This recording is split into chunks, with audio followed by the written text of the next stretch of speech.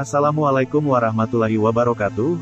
Alhamdulillahirobbil alamin. Assalatu wassalamu ala asrofil anbiya wal mursalin wa ala wasobihi ajmain, amma ba'du.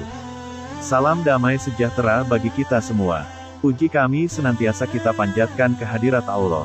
Lantaran kelimpahan kasih anugerah, kita bisa mendengarkan suatu kisah ini dalam kondisi sehat tanpa ada kekurangan. Solawat serta salam kami terus dicurahkan ke baginda kami, Nabi besar Muhammad Shallallahu Alaihi Wasallam. Syekh Abdul Qadir Jailani. Beliau adalah Tuan kita, teladan dari semua wali terbaik, papan arah menuju arah yang benar. Beliau adalah poros ketuhanan kutub Rabbani.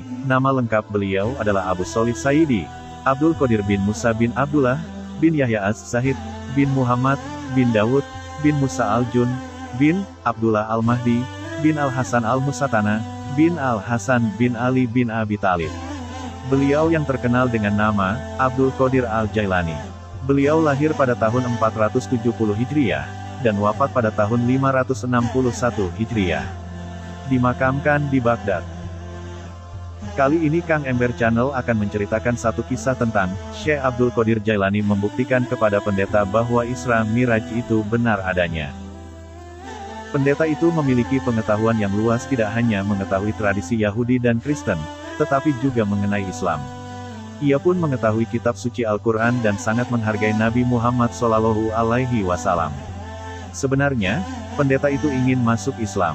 Hanya saja, ia masih meragukan satu hal, yaitu bahwa Miraj Nabi Muhammad Shallallahu Alaihi Wasallam terjadi berikut raganya. Miraj itu terjadi ketika Nabi Shallallahu Alaihi Wasallam diperjalankan dari Makkah ke Yerusalem dengan jasad dan ruh beliau. Kemudian naik ke 7 lapis langit serta menyaksikan banyak hal. Beliau Shallallahu Alaihi Wasallam melihat surga dan neraka, lalu bertemu dengan Allah Subhanahu wa Ta'ala yang menyampaikan 9.000 kata. Saat pulang dari perjalanan itu, kasur Nabi Shallallahu Alaihi Wasallam belum mendingin dan daun yang tersentuh dalam perjalanan belum berhenti bergoyang. Sang pendeta tidak menerima peristiwa Miraj itu dan segala yang disampaikan Nabi Shallallahu Alaihi Wasallam, karena akalnya tidak dapat menerima fenomena serupa itu. Khalifah mengundang para bijak bestari dan para syaikh untuk meyakinkan si pendeta. Namun tak ada satupun yang mampu.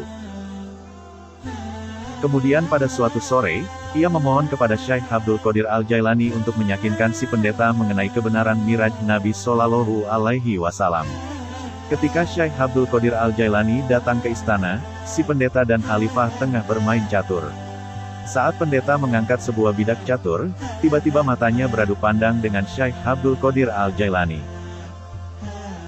Si pendeta memejamkan matanya. Ketika membuka mata, tiba-tiba ia berada di sebuah sungai dan dihanyutkan oleh alirannya yang deras. Ia berteriak minta tolong. Seorang penggembala pemuda lompat ke sungai menyelamatkannya. Ketika pemuda itu menyelamatkannya, ia sadar bahwa ia tidak berpakaian dan dirinya telah berubah menjadi seorang gadis wanita. Si penggembala menghormati, menjaga dan melindunginya. Namun karena tak ada tempat yang ditujunya, si penggembala menikahinya. Dan bahkan dari pernikahan itu mereka sampai memiliki 3 orang anak.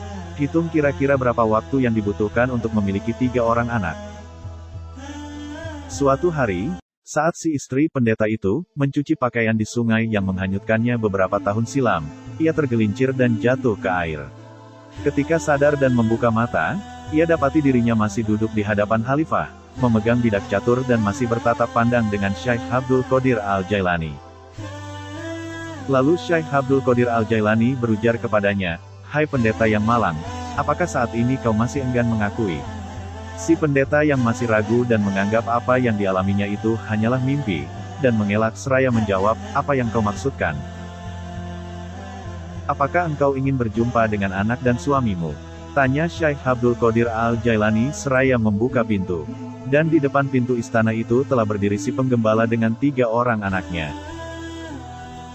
Mengalami runtutan kejadian itu, si pendeta langsung menyatakan keimanan dan mengakui kebenaran Miraj Nabi Shallallahu Alaihi Wasallam. Ia dan jamaahnya yang berjumlah sekitar 5.000 orang akhirnya masuk Islam melalui Syekh Abdul Qadir Al-Jailani. Demikianlah kisah Syekh Abdul Qadir Jailani membuktikan kepada pendeta bahwa Isra Miraj itu benar adanya.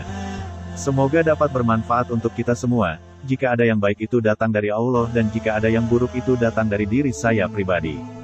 Mohon maaf atas kekhilafan tutur kata dan perbuatan. Semoga Allah membimbing kita semua ke jalan yang benar. Aqulu qouli hadza wa astaghfirullahi li wa lakum, fastaghfiru innahu huwal ghafurur rahim.